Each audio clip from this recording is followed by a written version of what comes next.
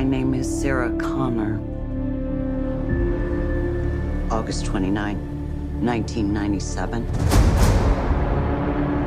It was supposed to be Judgment Day.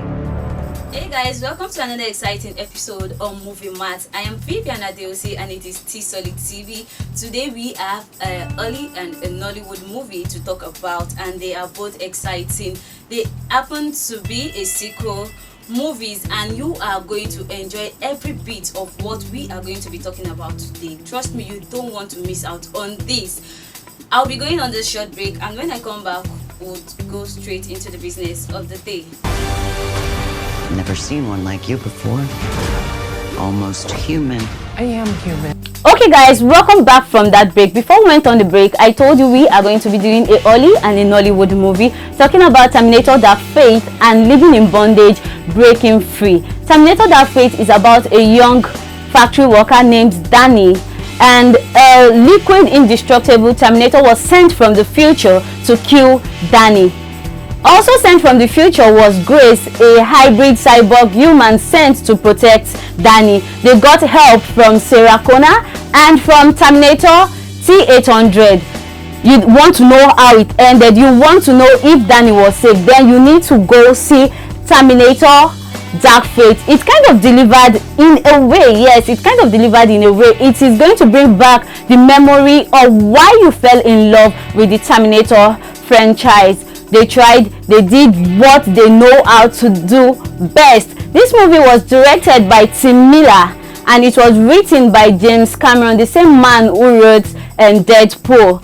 The movie was released on the 30th of October 2019, and the runtime is 128 minutes. Yes, we have stars like Linda Hamilton, who acted as Sarah Connor. We have Arnold Schwarzenegger as Terminator T-800. We have Mackenzie Davis as Grace, the hybrid cyborg human sent to protect Danny. We have Gabriel Luna, who is the indestructible Terminator. We have Natalie Reyes as Danny. This movie kind of delivered in a way, like I said. The good side of this movie is that the visuals was on point. They really tried with the visuals. Yes, they did a very good job with the visuals. And another thing I like about the movie is the female empowerment thing. Yes, they made the ladies like badass. They could stand up to this evil Terminator and they fought their way out. And also the Terminator, I like the fact that it could split into two. This one was, when I say something is indestructible, it was that stubborn. It had this skeleton partner that could split into two, so you know the kind of work they will have to do. Yes, and also they made him look very terrifying, very wicked, and they got it right. And that, then let's go to the bad side of this movie, Terminator Dark Fate. I have a lot to say actually, because when watching the movie I was not tensed at all. I was not scared. Talking about action movie, I'm supposed to move from my seat, but I was just there like, okay, what's next? And the action was very boring. It was very boring. It got to a time I was like, let them just finish this thing and let me get the hell out of this place. It was that boring. The action was very boring. I was expecting more. I got less. I really got less. I was tired of the old action. It was like a repetition from the previous Terminator movies. And also they made Sarah Connor a tag along. James Cameron, I remember there was a time he came on Twitter and was ranting like the Wonder Woman, she is not representing female heroism and all that Sarah Connor is the female hero of movies and all. But in this Dark Fate, they made her a tag along. I didn't see her in action. And there's a part also I want to ask. Okay, Terminator T-800, Arnold Schwarzenegger, he actually moved on with his life after killing John Connor. He kind of settled down with his new family. Yes, and his supposed wife does not know that he is a machine and not human, that he weighs 400 pounds. Is it like they were not doing the thing in the other room? I don't understand, because I don't know how you will stay with someone for that long and you will not know that he is not human. And also another question, the last question, is it that machines grow old? I don't understand, because he kind of aged and he has this white hair, the gray hair, gray beard, and I was like, he is not human, though he started getting some qualities of human, but that doesn't make him human. So how did he age? That is the questions I will want them to answer me. Find this movie. This is just my opinion, this is my review. You need to go see this movie to be able to conclude if I was right or wrong. It is a beautiful movie. In a way, you will still fall in love with Terminator Dark Fate. So I'm going to rate this movie. My own rating, I will be rating it a 5.5/10. But who am I? I am not a director, I am not a writer. So you need to go see this movie to be able to do your own rating. Okay, so talking about Terminator Dark Fate, that is the only review I'll be able to give you. We still have to talk about Living in Bondage, Breaking Free, but let's go on this break, and when we come back, we'll continue from where we stopped.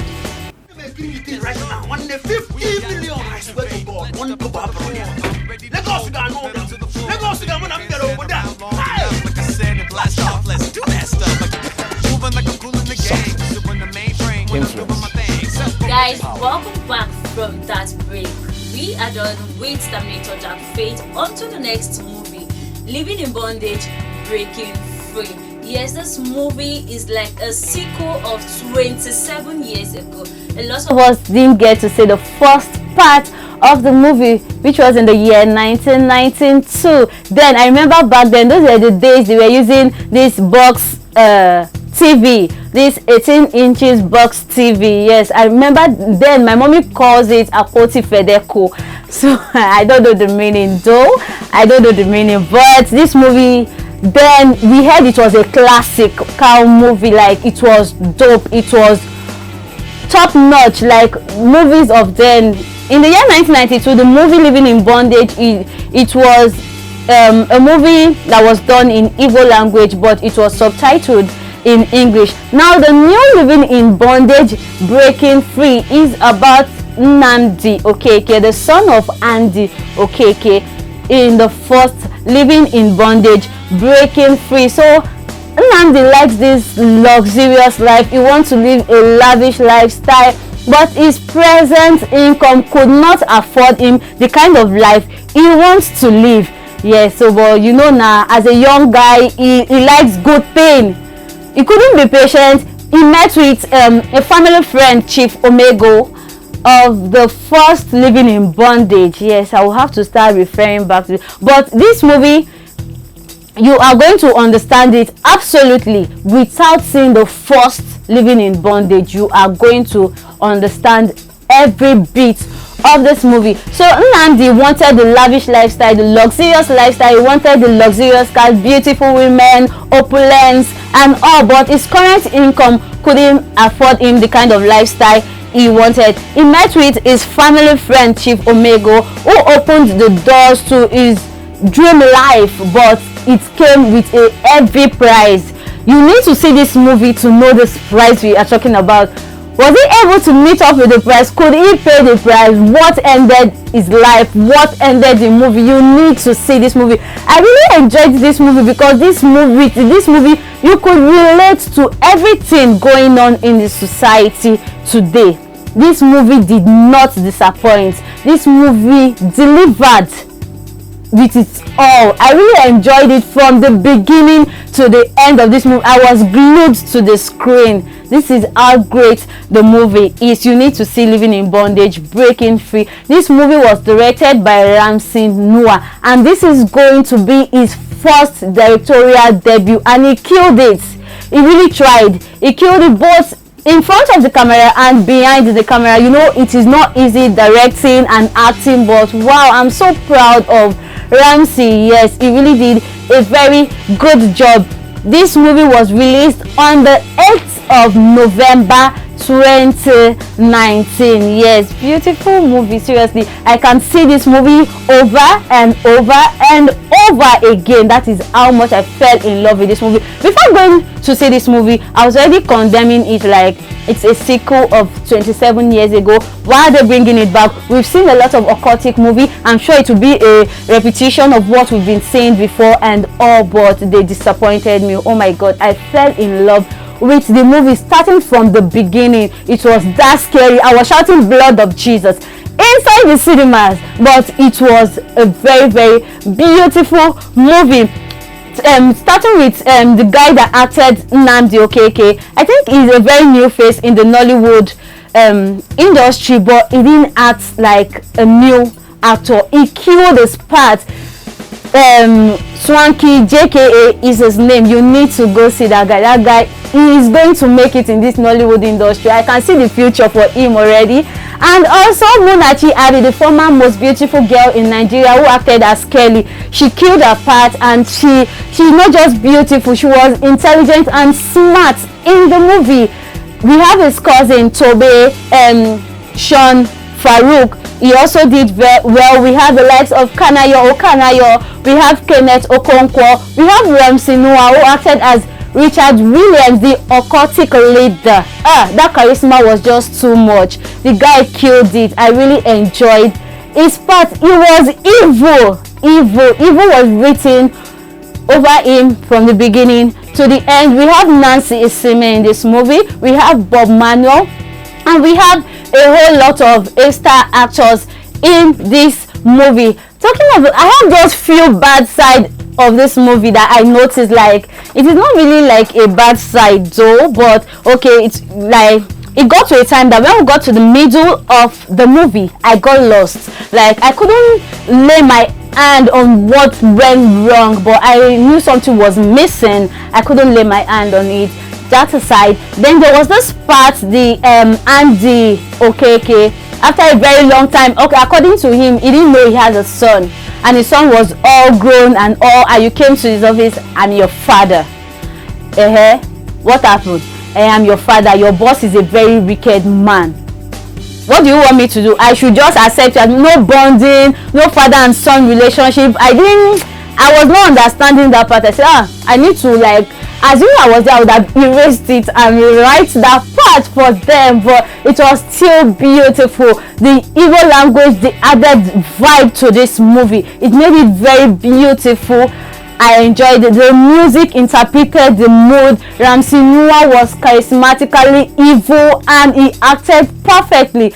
I enjoyed this movie from the beginning to the end of this movie. You need to see Living in Bondage, Breaking Free. And on that, I am going to be rating this movie 8.5/10. Yes, it is that beautiful. So if you want to argue with me, no problem. You can go see this movie for yourself, then come back to me, come comment. You can say what you feel I didn't mention. You can say what I missed, and you can also view your opinion and your review. It is all accepted.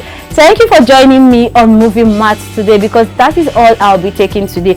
Make sure you join me next time on T Solid TV. I am Vivian Adeosi, and